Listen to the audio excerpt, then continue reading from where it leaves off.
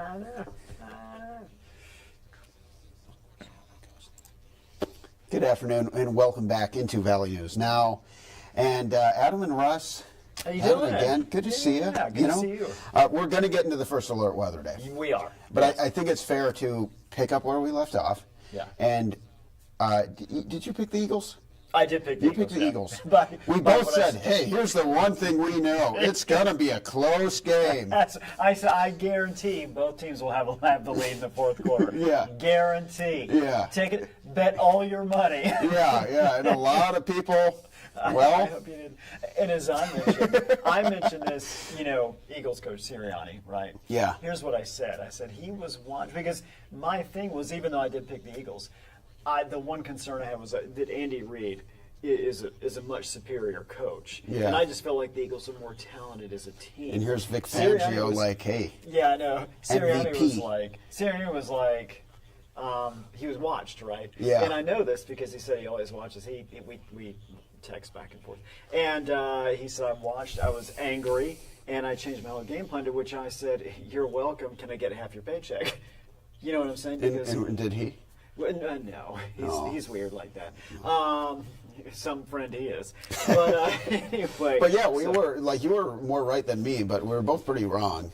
I mean, yeah. No one saw that coming, though. I mean, no. Well, I mean, I shouldn't say. Maybe somebody. There might be maybe someone the out Eagles. there who knew that, right? That knew that might happen. I did not. I thought it was going to be very close. And everything I read, Facebook friends, people I talked to, I believe every single person I talked to thought it was going to be a very close game. Yeah. So, but it was, I was pulling for the Chiefs. I'm a big Andy Reid fan. Yeah. I mean, it's weird because I look and I go, I love Barkley.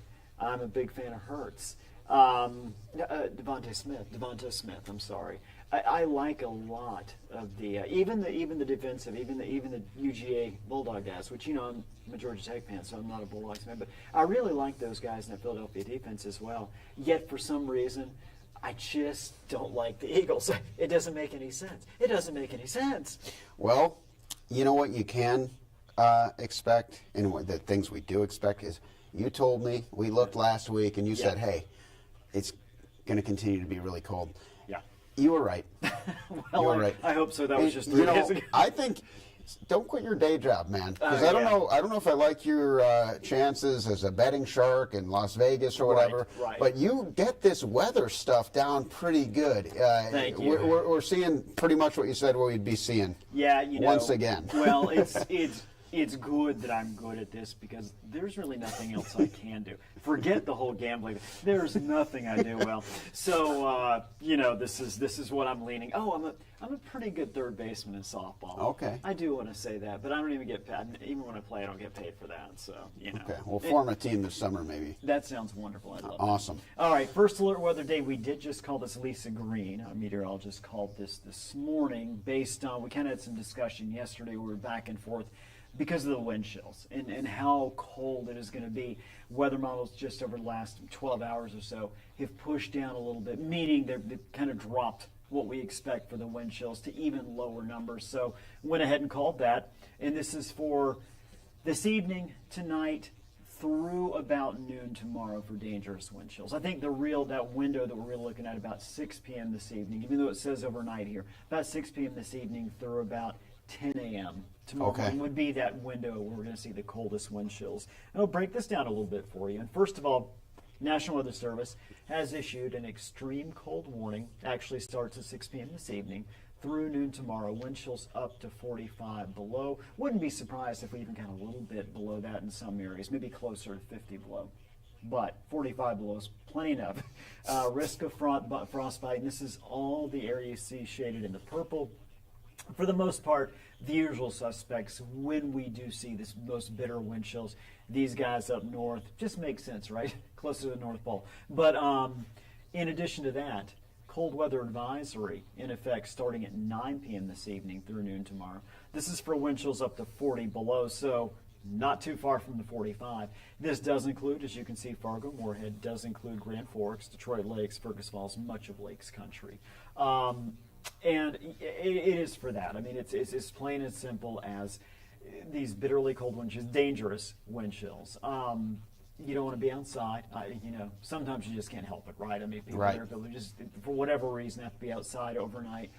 If you do, bundle up. Make sure you take some just in case. I mean, just in case you're out in a car breaks down, whatever. You want to make sure you have enough blankets, whatever you can have on you to make sure that you're as warm as possible. So we've seen, I think, 3 now different cold snaps over the course of the last month and a half. We've seen numbers like this, but we can never take it for granted, right? I mean, this is still, even though we've seen 2 or 3, it's still bitterly cold, Yeah. even for North Dakota, even for February. Yeah. So we got that. I'm going to break this a little bit more here. We're going to kind of show you stopping at different points. This is 8 p.m. this evening. You can see Langdon in particular is already feeling like 40 below. That's the projection.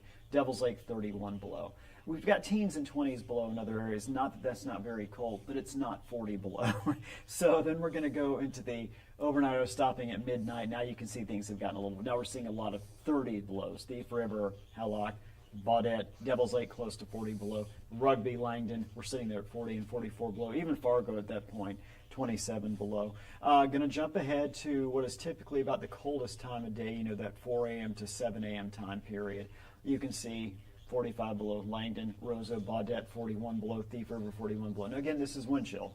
32 below, Fargo, you see 35, Grand Forks. A lot of below zero temperatures. And one of the things to notice is a lot of times, even when it does get super cold with wind chills up here, it typically is warm enough to where we're not worried about the cold weather advisors here. Notice we're in those 30, mid-30 belows, even as far south as Wahpeton, Fergus Falls, Gwinner, Wadena. So those areas are covered in that cold weather advisory as well. Does get better slightly as time goes on. You see back to the 20s, low 30s, below by noon tomorrow, which is still very good. It's going to be sunny tomorrow. It's just going to feel bitterly cold. Ice dogs? Yes. See some ice dogs? Yes. Okay. Oh, we could say absolutely. Yes, absolutely. I thought you'd give me a new nickname. And then we take it to 4 o'clock tomorrow, and you can see we're still, not as cold. Tomorrow morning, tonight and tomorrow morning, is going to be the coldest in terms of wind chill, it looks like right now, that we see over the course of the entire extended period. Okay. But it is going to be very cold during that extent. When I say the extended period, it looks like the next time we will see, now we're talking air temperature and not wind chills. The next time we're going to see in Fargo Moorhead an overnight low above zero is like 11 days away. I think it's the 22nd. Today's the 10th, by the way. We're looking at the 22nd of February as the next time we'll see lows above that zero mark. These are actual morning low temperatures, teens, 20s below tomorrow when you walk out the door. That's before you factor in the wind. We just looked at those numbers. Tomorrow's highs, plenty of sunshine icons. 1 below at 3 p.m. in Fargo, 3 Grand Forks, 2 below in Thief River. Just a couple more graphics I want to touch base on here. This is for Fargo. These are our afternoon wind chill values over the next 7 days. Warmest wind chill day is Friday, which happens to be Valentine's Day, or as some call it, Halloween. Kidding. Where 3 below is the wind chill. That's your warmest. You see teens below. You see 20 below. There's 6 below on Monday of next week. And Grand Forks, my last graphic here. And this is, again, daytime, afternoon wind chill values. Teens below tomorrow all the way through next Sunday. 7 below with wind chill next Monday. So a lot of cold air tonight, tomorrow morning being the coldest, but clearly, as you can see, a lot of very, very cold, dangerous wind chill type of weather for, again, an extended period of time. Yikes. Well, there you have it, folks. It's going to be really cold. Yeah. Anything else you want to add? Well, I do want to thank you. As you mentioned the Super Bowl, there we had the opportunity, a few of us, including the young, incorrigible, good-looking Bobby Fowler. Yes, handsome yes, man. and he did win the door prize. He did win the door We won't prize. say what that was, but He was excited. What was interesting about it, there were several of us there. Your dad was there, Yeah. and a few others as well. And I thought I did pretty well. There were a couple things, though, that I realized. I think Bobby and you, a little closer, known each other longer. You're like, who was my dog named after? And you have a dog. Yeah, you didn't And know. his name is Ziggy, and I'm like, Ziggy. And then Bobby said, oh, you mean the dog before? And you're like, yes. And I'm like, you had a dog before? yeah. How does Bobby know that? trivia, So I went with you know? Urlacher, and I still don't know what the actual dog's name is. Peyton.